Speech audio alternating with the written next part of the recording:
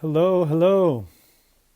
Welcome everyone to the first in a series of videos that I'll be doing basically talking about Buddhism at a very basic level for people who are interested in learning more about Buddhism. Today's topic is who or what is the Buddha? Because we see right here a beautiful image that my grandmother painted. But the Buddha has so many different explanations, and so the Buddha shifts. Who the Buddha is depends a lot on the periods of time in which the Buddha was seen as a figure of study, and it also shifts depending on where the Buddha is studied. So Buddhism in Southeast Asia looks very different than Buddhism in China, looks very different than Tibetan Buddhism. So I'm going to be talking a little bit about that. And just to make this video short and sweet, let's go to the main topic, which is who was the historical Buddha, the classical Siddhartha Gautama. So Siddhartha Gautama was born 2,600 years ago. 2,600 years ago, that's 600 years before Christ. And we get this historical figure. This is what's known sometimes as the first turning of the wheel of Dharma. Now, what is this word Dharma? Let's start at the very beginning. Dharma in Sanskrit, which is where the word comes from, probably, as we know in this point of history. The root of that word Dharma is dhr. And it was used, before it was used in religious connotations, the word dharma was just used as a verb to explain trees, what the roots of trees do when they hold the soil. So the root of the word dharma, dhr, is just holding, this holding. And dharma is this, it's become this religious word to mean the truth or the way or all the teachings. We know Buddha Dharma is dharma related to the Buddha. But so the first turning of the wheel of Dharma is sort of classical Buddha Dharma. And we get this historical figure born. And there's a lot of threes in Buddhism. There's something called the three baskets, which is where we learn about Buddhism. The first one of these baskets is sutra. And sutra are these texts that have been handed down historically. First, they were orally transmitted. From person to person, these texts, these sutras were orally transmitted. Then they were written down. But I believe the first sutras are dated to something like 600 years after Christ, which is 1,000 years after the Buddha died. And I might be mistaken, it might be even after that. And sutras weren't studied academically by Western civilization until less than 200 years ago. So this is actually pretty new what we're studying, even though it's become very popular. So in this first turning of the wheel of Dharma, in the sutras, in the historical sutras, the Buddha is born pretty miraculously. So the story goes that the Siddhartha's father, it was called King Shuddhodana. And King Shuddhodana gets this prophecy. And this prophecy basically says, your son, you will give birth to a son who will either be a great ruler and will vanquish, so many territories and will conquer and will make your kingdom thrive, or your son will be this enlightened religious figure, an enlightened sage. So enlightenment is something that was around before the Buddha. The Buddha was not the first person to get enlightened. Debatably, and Dharma was around before the Buddha. These aren't inherent to Buddhism, and it was pretty common at the time in India, which is where the Buddha was born, that Brahmins or priests would dedicate their lives after they reached the age of 40 or so. Brahmins or priests, they'd live their life, they'd get married, they'd have children, they'd serve for a while, probably as Brahmins. And then after around the age 40, which is when they were considered to be older, they'd go out into the woods and they'd practice asceticism and they'd practice Dharma.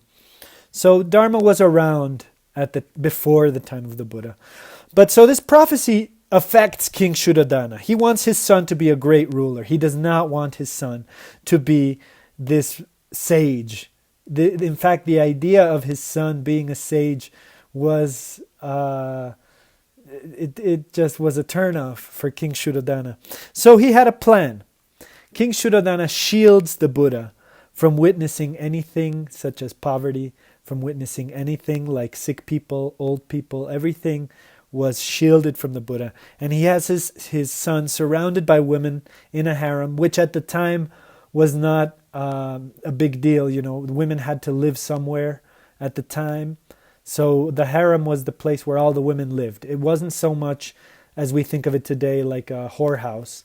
It was just where the women and it's where the children were raised as well, while the men did their various social activities like trading and bartering and going to war and crafting and etc.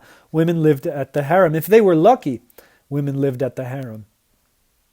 So we're talking historically, so it's very unfair to apply modern lenses to something very historic. So here we have Siddhartha Gautama very, very shielded from the world.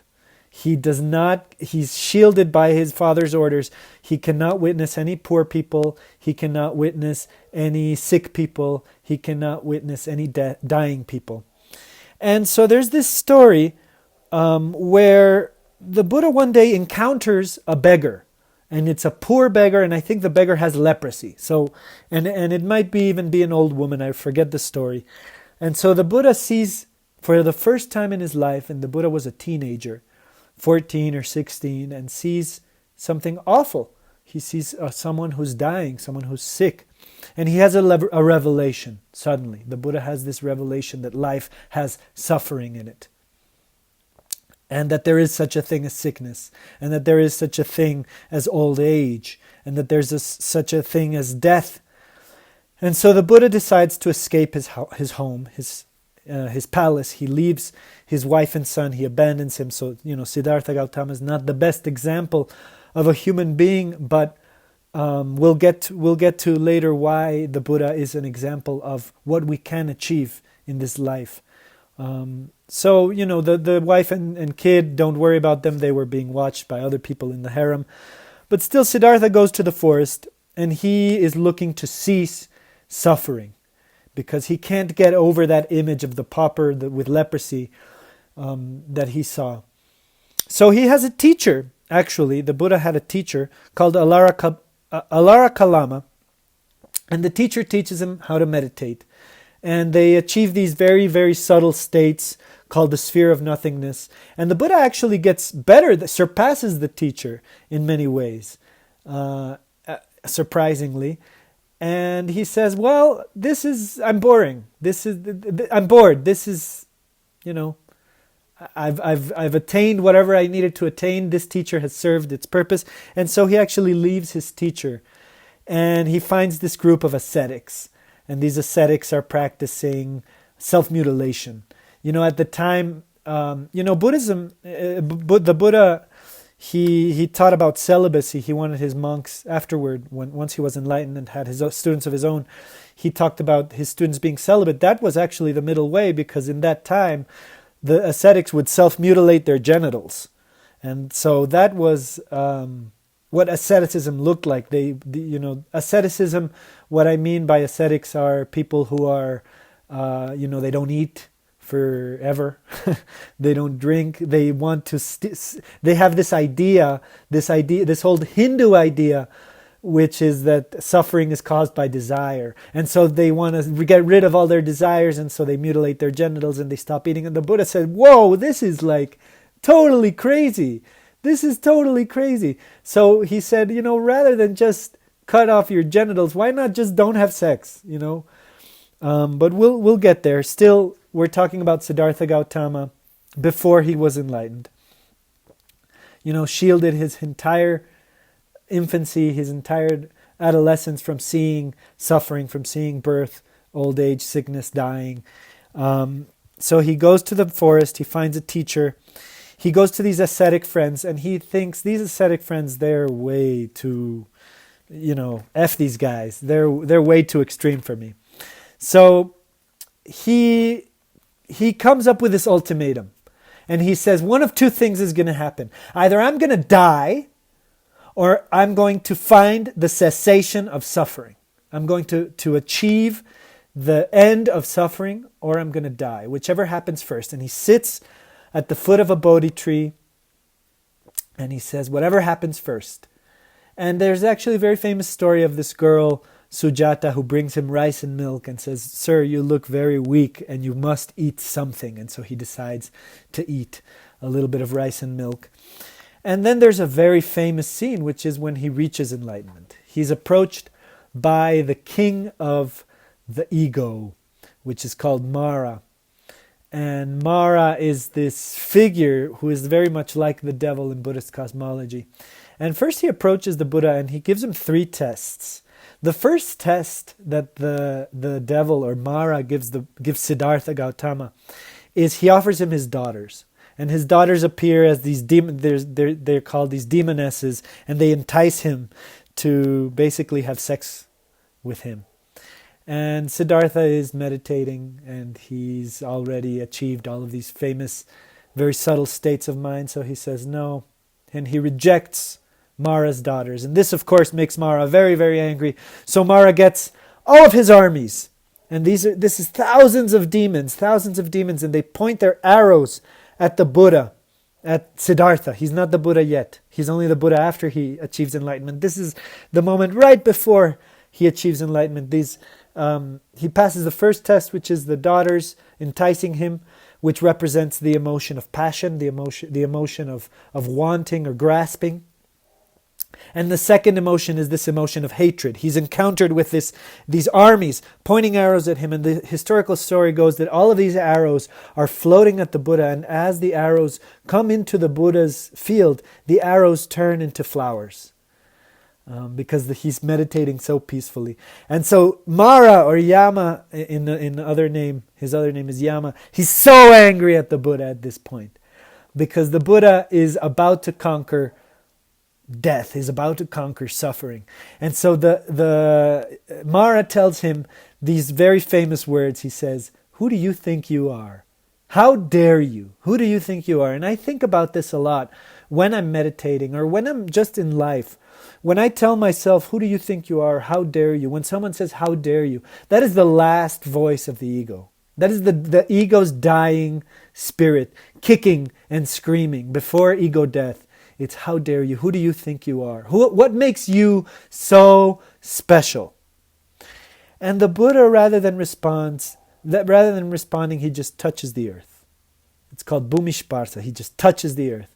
And as so to say, the earth is my witness. I am one with this earth. And at that moment, there's this great story by Thich Nhat Hanh called Old Path, White Clouds. It's kind of a magical recounting of the Buddha's life. And the clouds part, and there's this thunder, and the earth breaks, and right then and there, the Buddha achieves enlightenment. And enlightenment basically means that he transcends. He sees past birth, old age, sickness, and dying. And so even the classical Buddha, which is the elder Buddha, the first turning of the wheel Buddha, the Hinayana Buddha, is very magical in a lot of senses. But this is what's very interesting, is after he achieves enlightenment, the Buddha does not go out and teach it to everyone. His first response when he achieves enlightenment is, what I've learned is so subtle, it requires so much effort. He says, no one is going to want to follow me. No one is going to want to learn this. So he decides to just wander through the forest. He decides to just wander through the forest and enjoy the rest of his life in a body, embodied in human flesh. And actually, a few months go by, and he's just kind of thinking, like, how could I explain this to people? This is so subtle. And it's said that the god Brahma comes down from heaven and begs the Buddha to teach. So this is something quite remarkable. Of course, we could say that this is Buddhists trying to gain supremacy over other religions, or trying to get supremacy over Hinduism. But of course, they have the great god Brahma, the creator of creators, come down and beg the Buddha. And so Brahma says this wonderful parable. Brahma says, look, Buddha, look, enlightened one. There's two kinds of people in this world. There's the people who have cakes of mud. They just have so much mud over their eyes that even if you remove the mud from their eyes, they will come back and they will put more on top of their eyes. He says, don't teach those people. But there's another kind of person. There's the kind of person that has little dust particles just sprinkled on their eyelashes. He says, what you have to teach your Dharma is just to sprinkle their eyelashes so they may be awake. Teach those. If you're going to teach, please teach those people. So the Buddha, he decides, okay, fine. Since the God of Gods is begging me to teach, I'm going to go forward and I'm going to go teach.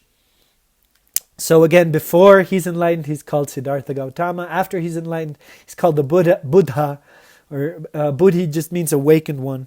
And he decides to teach. And the first people he encounters actually are his old buddies. He encounters his old friends, the ascetics, who were mutilating their genitals and who were eating, abstaining from eating. And they see him coming and they say, oh, here comes that traitor. Here comes that rice eater. Here comes that milk drinker. He ate rice. He's a traitor. He's not a...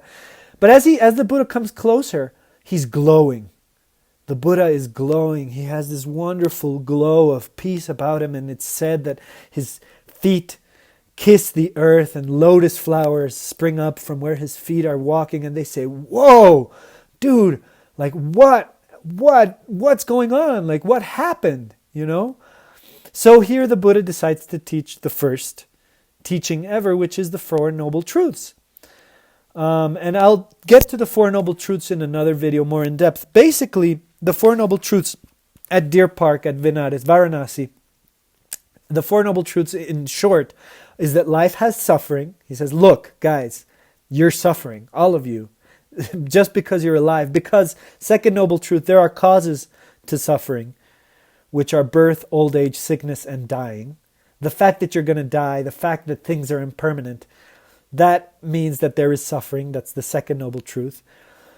There's also this other list on the causes of suffering, which is that you're not going to get what you want, or you're going to get what you don't want, or you're not going to be able to hang on to what you already have. And so, or there's just this all-pervasive anxiety that's always happening. And so the second Noble Truth, there's a cause of suffering. This is like a doctor. He's saying you're sick. There's a cause to your sickness. Then the third Noble Truth, there's an end to this. Guys, there's an end. You don't have to, there is a cessation, and I've achieved it. And somehow he embodied it in such a way that it was apparent that he was no longer suffering in his eyes, in the way he spoke, in the way he walked. And the fourth Noble Truth is there's a path. There's a path to ceasing suffering. And this is where he teaches the Eightfold Path, which I'll get to in another video. Right livelihood, right speech, right mindfulness, right meditation, so on and so on. So that's the first lesson the Buddha gives, is the Four Noble Truths. And very curiously, the second lesson that the Buddha gives is even better than the first one. The second happens right afterward. The four friends, apparently, so the story goes, they achieve enlightenment on the spot. They receive the download from him just like that. They get enlightened. And then the Buddha goes off. He wanders off into the woods again. And he finds this thief. The Buddha finds this thief right after he gives the Four Noble Truths. Yes. And so he finds this thief. And the thief says, oh, who are you? You look like you're someone important. And the Buddha responds to this thief, well, I am the Buddha. I am the conqueror of the Maras. I have vanquished birth, old age, sickness, and dying. The Buddha is very proud of himself after he just gave this discourse on the Four Noble Truths. And the thief basically goes like, oh, cool story, bro. And just leaves. And this is a great story. It's not taught that often. But I just love that this wonderful story, because it's like the Buddha's ego, so to speak, even though he's egoless already, gets shattered. He was so proud to tell the thief, oh, I am the Buddha. And actually, and this is where there's a very famous Zen saying that says, if you see the Buddha on the path, kill him or her or them. And I think this is what that Zen saying is referring to, is that none of us are perfect. If that we think we have achieved enlightenment, Or as Jack Kornfield says, if you think you've achieved enlightenment, go spend a weekend with your parents, right? And Trungpa Rinpoche has a great explanation on who... So that was the historical Buddha. But of course, we have, as I said before, Buddhism shifts depending on where we study it. This is the classical definition of who the Buddha was, the historical Buddha. But as Mali is commenting on the video, the Buddha is an awakened being. And Buddha is awakened energy. Buddha is wakefulness. That's what Buddha means. Bud means wake, to awaken. So a Buddha is an awakened being, and it's the energy of wakefulness. That's why the gods, who are creators, learn from the Buddha. Because the Buddha is this teaching energy, is this energy of transmitting a teaching, or learning even. So Trungpa Rinpoche, he has this great explanation on the Buddha. He says, the Buddha is described as having many qualities. The point of learning all these qualities is that we could emulate the Buddha. Rather than seeing him as possessing qualities that are beyond our reach, Buddha means the awakened one, someone who has woken up from being asleep in samsaric sense perception. Samsara is the cycle of suffering, the endless cycle of suffering, which I'll get to in another video. Stuck in the hassles of samsara. Although we live in different circumstances, a different age, a different civilization, psychologically there's no difference at all. To understand the meaning of the Buddha, it's important to remember the Buddha was not a Buddhist. The Buddha had his own realization.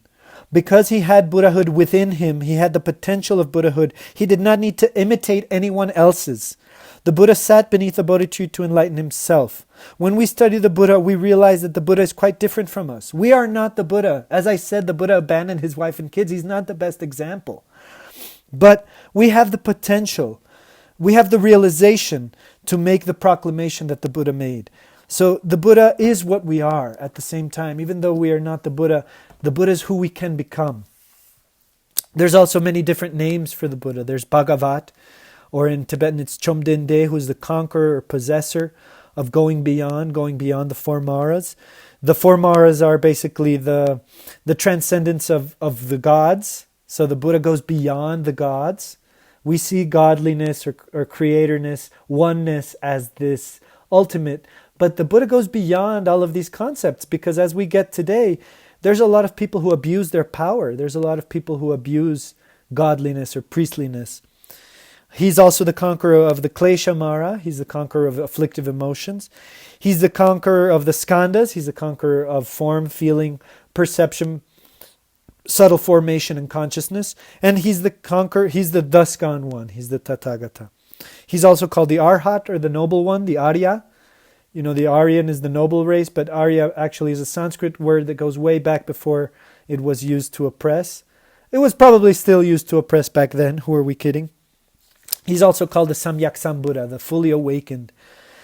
And so the Buddha, the historical Buddha, he goes back to his wife and child, and they get enlightened, and he teaches women, which was very transgressive at the time. At the time, women were excluded from society, and the Buddha actually had nuns follow him.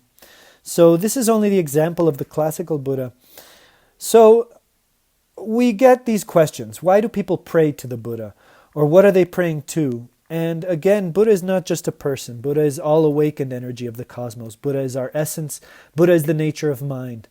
And depending on who we ask, depending on what culture, what different sect of Buddhism we study, we'll get different interpretations of the Buddha, which are beyond the scope of this video, but I just want to give you a general idea. For those of you who may not have encountered Buddhism before, in the third turning of the wheel, the Buddha is depicted as this magical figure who sits in a palace and teaches all kinds of magical beings, not just human beings. He teaches demons, he teaches snake-like beings. Actually, the Buddha teaches this one being called COVID-19. I don't know if you've heard of it. The Buddha teaches this one, COVID-19, SARS-CoV-2 is a disciple of the Buddha as well. So we are all disciples of this awakened energy, whether we've heard of it or not. This empty space that is between us, it's awake. It's not just alive that matters in Buddhism. It's this awakened energy. So Buddhism has these three baskets, which is sutra, which is what I was going through a little bit, which are the stories that have been written down or passed down from person to person. Then there's the Vinaya, which is the code of conduct, which mostly applies to monks and nuns who take vows. And then there's the Abhidharma. And the Abhidharma is ontology or epistemology, which is the study of how do we know what we know, or what exists? How do we know that what exists exists? That's the Abhidharma, which I'll get to in another video, in another day. So the Buddha is known as someone who's not caught up in sense perceptions. He's not caught up in seeing and hearing. He's not caught up in getting what he wants, or not getting what he doesn't want, or not getting what he wants, or getting what he doesn't want, or not being able to hold on to what he has. Or she, the Buddhas, Buddhism has a lot of sexism in it.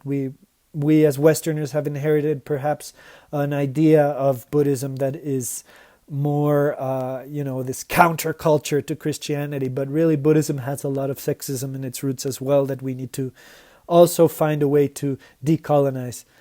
The Buddha is someone who sees reality as it is, finally. So we can do it. That is the lesson behind it, is that we can do it in this lifetime. The Buddha provides an example. That the Buddha is an example to follow. It's proof that we can awaken. So thank you very much for watching this first video on a series of videos that I'll be doing on Buddhism. It'll start very basic, and then I'll get more into different topics. If you have anything that you would like me to talk about in a future video, such as Abhidharma, I'll be talking about the Wheel of Samsara in a future video as well. Please drop me a comment, and thank you all for watching, and I'll see you all very soon.